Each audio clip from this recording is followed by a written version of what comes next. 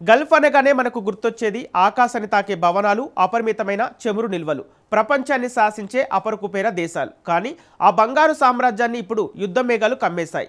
Iran, America రణం Gulf దేశాల గుండెల్లో రైళ్లు పరిగెత్తిస్తోంది. ప్రపంచానికే ఇంధనాన్ని సరఫరా చేసే హర్ముజ్ జలసంధి మూతపడటం, ఖతార్, యుఏఈ, కువైట్ లాంటి రిచ్ కంట్రీస్ చరిత్రలో ఎన్నడూ లేని ఆర్థిక సంక్షోభంలో మునిగిపోతున్నాయి. అసలు కుబేర దేశాలు కొంపముచ్చుతున్న ఆ చేదు నిజమేంటి? ఖతార్ ఎందుకు ఎక్కువగా నష్టపోయింది? అమెరికాను కూడా గల్ఫ్ సంక్షోభం వణికిస్తుందా? Watch this story.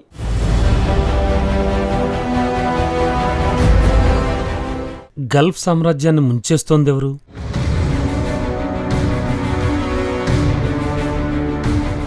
ఖతార్ గుండెకాయపై ఇరాన్ దెబ్బకొట్టిందా?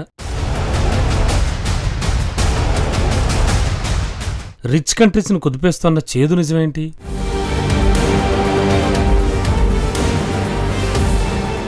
దశాబ్దాలుగా ప్రపంచంలోనే అత్యంత రిచ్ కంట్రీస్గా గల్ఫ్ ప్రాంతం నిలిచింది. అద్భుతమైన ఆకాశ హర్మ్యాలు, విలాసవంతమైన హోటళ్లు, మెగా ప్రాజెక్టులు, ఇంధన ఎగుమతులతో ఆర్జించిన కోట్లాది రూపాయల సంపాదన, ఇదంతా ఆ దేశాల ముఖ చిత్రాన్ని మార్చేసింది. కానీ ఇరాన్ యుద్ధం గల్ఫ్ దేశాలను తీవ్ర సంక్షోభంలోకి నెడుతోంది. ప్రపంచంలోనే అత్యంత కీలకమైన రవాణా మార్గాల్లో ఒకటైన హర్ముజ్ జలసంధి వారాల తరబడి నిలిచిపోవడంతో గల్ఫ్ దేశాలకు కంటి మీద కునుకు లేకుండా పోయింది. ఖతార్, కువైట్, బహ్రెయిన్ నుంచి యుఏఈ వరకు గల్ఫ్ దేశాల ఇంధన సరఫరా, రవాణా నెట్వర్క్లు, పర్యాటక రంగం, వ్యాపార వర్గాల నమ్మకం తీవ్రంగా దెబ్బతిన్నాయి. ఈ నష్టంతో కోలుకోలేనంతగా దెబ్బతిన్న దేశం మాత్రం ఖతార్. ఆధునిక ఆర్థిక వ్యవస్థను సహజవాయువు ఆధారంగానే ఖతార్ నిర్మించుకుంది. ఈ గ్యాస్ నిల్వలేవి ఒక చిన్న గల్ఫ్ దేశాన్ని ప్రపంచంలోనే అత్యంత సంపన్న దేశాల్లో ఒకటిగా మార్చాయి. ప్రస్తుతం ఖతార్ ప్రభుత్వ ఆదాయంలో 60% పైగా గ్యాస్ సంబంధించిన ఎగుమతుల నుంచే వస్తోంది. ఈ సంపదతోనే ఖతార్ భారీ మౌలిక సదుపాయాలను నిర్మించుకుంది. Doha metro, Lusail smart city, చివరికి 2022 ప్రపంచ కప్ నిర్వహణ వరకు అన్ని ఈ సంపదతోనే సాధ్యమయ్యాయి. అంతేకాదు $60 కోట్ల విలువైన సవరన్ వెల్త్ ఫండ్ కూడా ఏర్పాటు చేసుకుంది. కానీ ఇంతలోనే ఇరాన్ యుద్ధం వచ్చి పడింది. ఆ తర్వాత హర్ముజ్ ఉద్రిక్తతలు ఖతార్ను సంక్షోభంలోకి నెట్టాయి. ఇరాన్ యుద్ధం కారణంగా ప్రపంచానికి ఖతార్ తన తలుపులు మూసేసింది. మొదట్లో ఇరాన్ దాడుల దేశాన్ని ఊపిరాడకుండా చేశాయి. యుద్ధం చేస్తోంది అమెరికా, ఇరానే అయినా నష్టాలను మూటగట్టుకుంటోంది మాత్రం గల్ఫ్ దేశాలే. ఖతార్కు అత్యంత కీలకమైన రాస్ లఫాన్ చమురు క్షేత్రంపై ఇరాన్ డ్రోన్లు, మిసైళ్లతో నేరుగా దాడి చేసింది. నిజానికి Qatar liquid natural gas LNG పరిశ్రమకు రాస్ లఫాన్ గుండెకాయ లాంటిది. ఇరాన్ దాడుల్లో రాస్ లఫాన్ క్షేత్రంలో మౌలిక సదుపాయాలు దెబ్బతిన్నాయి. ఉత్పత్తి సామర్థ్యం 17% మేర పడిపోయింది. హర్ముజ్ను ఇరాన్ బ్లాక్ చేయడంతో ఖతార్ను కోలుకోలేనంత దెబ్బతింది. సౌదీ అరేబియా, యుఏఈ తరహాలో ఖతార్కు ప్రత్యామ్నాయ మార్గాల్లో ఎగుమతులకు అవకాశం లేదు.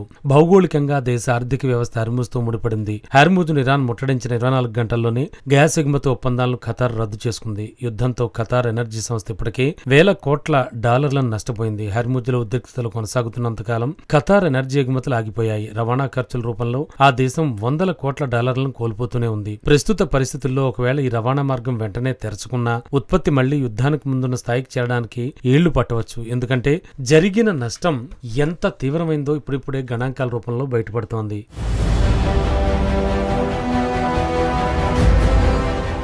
యుద్ధం కేవలం ఖతార్ ఇంధన రంగానే కాదు, ఇంధనేతర పర్యాటకం, విమానయానం, అంతర్జాతీయ వ్యాపారాలను కూడా దెబ్బతీసింది. దోహాలోని హోటళ్లు, విలాసవంతమైన బోటిక్లలో కస్టమర్ల తాకిడి ఒక్కసారిగా పడిపోయింది. ఖతార్ ప్రతిష్టాత్మక షాపింగ్ డెవలప్మెంట్ ప్రాజెక్టులో పర్యాటక సందడి అడుగంటింది. కొన్నేళ్లుగా అంతర్జాతీయ వ్యాపార, పర్యాటక కేంద్రంగా ఎదగడానికి ఖతార్ భారీగా పెట్టుబడులు పెట్టింది. యుద్ధం కారణంగా విదేశీ పర్యాటకుల సంఖ్య ఘోరంగా పడిపోయింది. బహుళజాతి కంపెనీలు తమ సిబ్బందిని దేశం దాటిస్తున్నాయి. వరల్డ్ ట్రావెల్ టూరిజం కౌన్సిల్ అంచనా ప్రకారం పశ్చిమాసియా వ్యాప్తంగా పర్యాటక రంగ ఆదాయం రోజుకు సుమారు $60 కోట్ల మేర నష్టపోతోంది. అంతర్జాతీయ ద్రవ్యనిధి IMF అంచనాల ప్రకారం ఖతార్ ఆర్థిక వ్యవస్థ 8.6% మేర కుంచుకుపోయే ప్రమాదం ఉంది. అయితే యుద్ధంలో ఖతార్ మాత్రమే కాదు, కువైట్, బహ్రెయిన్ కూడా ఫోర్స్ మెజ్యూర్ బాటలో ప్రయాణిస్తున్నాయి. ఊహించని, తమ నియంత్రణలో లేని అసాధారణ పరిస్థితులు ఎదురైనప్పుడు ఒప్పందాల బాధ్యతల నుంచి తప్పుకునేందుకు కంపెనీలు ఫోర్స్ మెజ్యూర్ను వాడుకుంటాయి. మరోవైపు యుఏఈ కూడా పర్యాటక రంగంలో మందగమనాన్ని, వ్యాపార కార్యకలాపాల్లో క్షీణతను ఎదుర్కొంటోంది. దుబాయ్లో రోడ్లపై ట్రాఫిక్ తగ్గడం, హోటళ్లు వెలవెలబోవడం, పర్యాటకుల రాకపోకలు క్షీణించడం వంటి పరిస్థితులు స్పష్టంగా కనిపిస్తున్నాయి.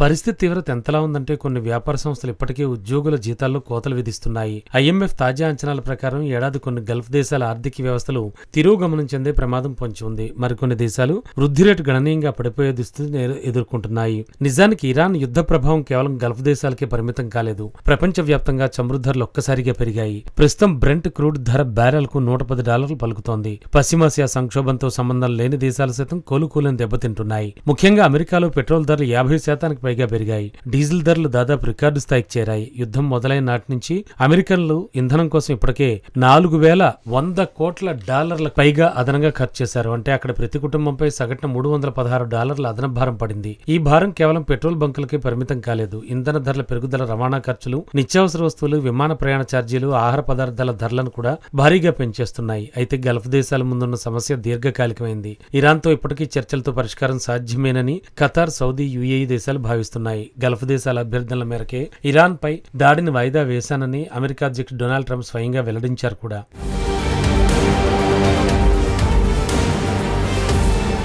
ఒకవైపు ఇరాన్, అమెరికా మధ్య చర్చలు జరుగుతున్నాయి. మరోవైపు ఉద్రిక్తతలు మాత్రం అంతే తీవ్రంగా కొనసాగుతున్నాయి. హర్ముజ్ జలసంధి బ్లాక్ చేయడంతో గల్ఫ్ దేశాల పెద్ద బలహీనత బయటపడింది. ఆ దేశాల భవిష్యత్ అంతా కేవలం ఒకే ఒక రవాణా మార్గంపై ఆధారపడి ఉందనే చేదు నిజాన్ని ఇరాన్ యుద్ధం నిరూపించింది. అందుకే ఇప్పుడు గల్ఫ్ వ్యాప్తంగా ఉన్న దేశాలన్నీ ప్రత్యామ్నాయ మార్గాల కోసం అన్వేషిస్తున్నాయి. కొత్త పైప్ లైన్లు, కొత్త ఓడరేవుల అనుసంధానం, సరికొత్త నిల్వ కేంద్రాలు, ప్రత్యామ్నాయ ఎగుమతి మార్గాల నిర్మాణంలో నిమగ్నమయ్యాయి. ఎందుకంటే ఈ యుద్ధం ఆ దేశాలకు అత్యంత కఠినమైన వాస్తవాన్ని రుచి చూపించింది. యుద్ధం తెచ్చే ముప్పు నుంచి ఎంతటి సంపన్న దేశాలైనా తప్పించుకోలేవనే చేదు నిజాన్ని ఈ సంక్షోభం స్పష్టం చేసింది.